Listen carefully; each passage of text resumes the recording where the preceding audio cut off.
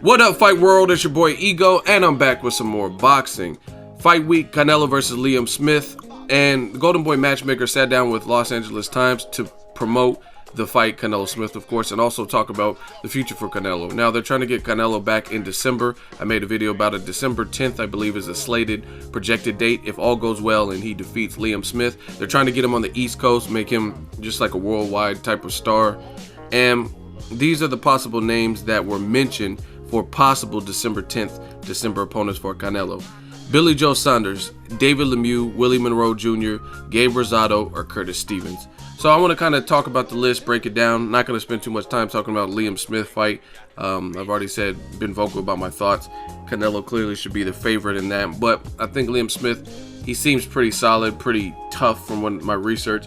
He might be able to extend the fight some rounds, make it competitive, but I mean, it's going to be hard unless he can really like mop up Canelo and hurt him, because we've seen a lot of guys kind of get jobbed on the scorecard. Floyd Mayweather, one judge said it was a draw against Canelo. It was pretty much a shutout. Then the Adeslandi Lada 117-111. So you also look at the fight with Amir Khan. I had Khan clearly up at the time of the stoppage, and 2 of the 3 judges said Canelo was winning. So it's getting to a point where it becomes like you have to really hurt this guy or really be such a domination over him that it is nothing anyone can say, you know what I mean? But as far as the opponents, the names, they're not bad, but this is part of the problem I had with the Liam Smith fight. Why kill yourself to make that weight and drop that extra pound to go to 154, which you haven't done in 5 fights? You already dropped your belt for Golovkin, which is a whole separate situation, and then you're dropping this extra weight for Liam Smith. All these people that are listed, unless you're fighting them at catchweights, they're all middleweights. So, you know what I mean? It's just, Liam Smith to me is just a waste of time. Like, the only good that can come from Liam Smith fight is if he pulls the upset and it just shakes up things in boxing. So that's, to me, that's the only scenario that really like makes sense for boxing, is if Liam Smith were to win, the underdog pulls the upset and then he shakes things up.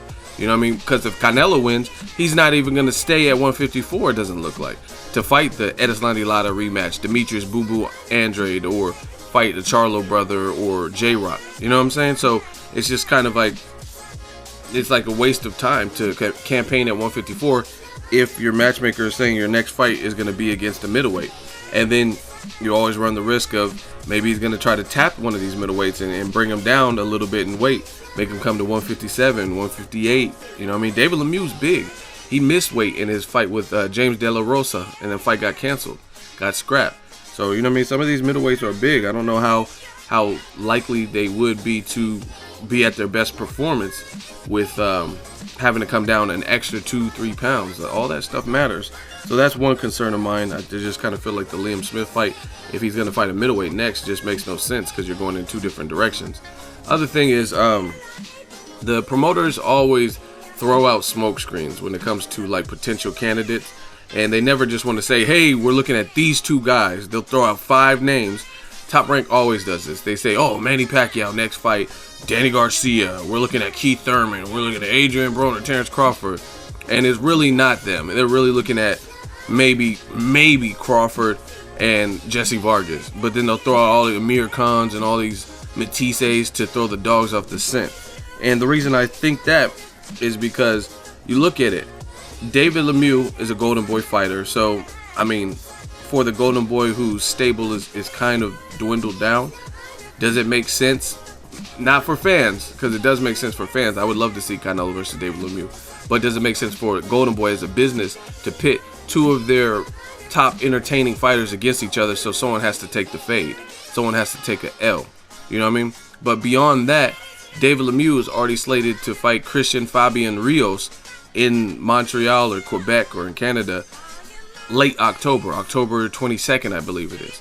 So he's going to fight October 22nd, most likely beat an overmatched opponent, right? The Fabian Rios, he already has several losses.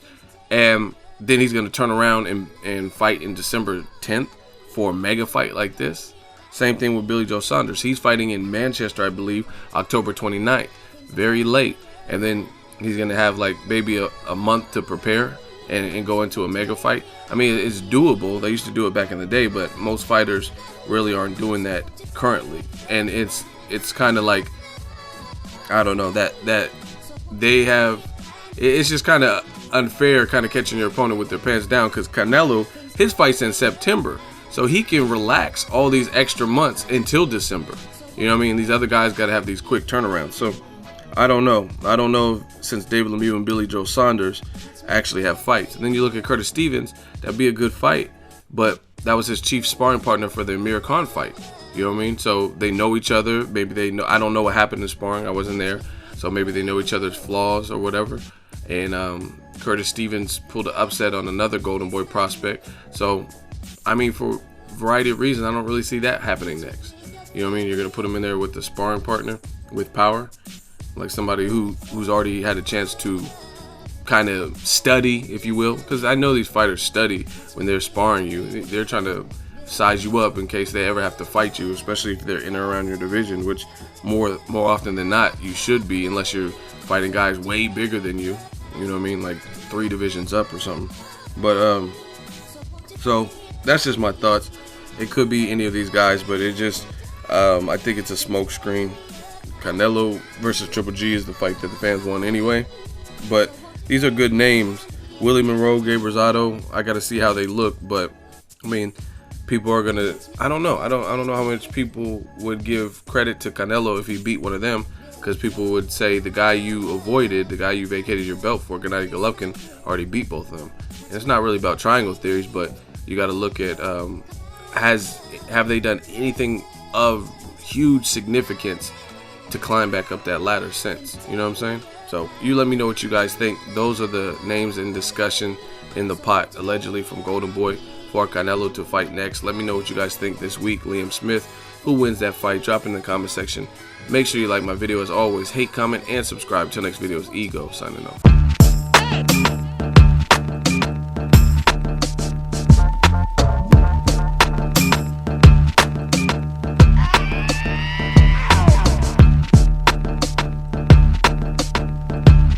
So if you enjoyed this video and want more content like this on the channel, you can show your appreciation by going to the PayPal donate button or the YouTube support button, and you can donate any amount that you feel is equivalent to the value of this video. Much more to come. Thank you guys for your support. Boxing Ego, the future of boxing.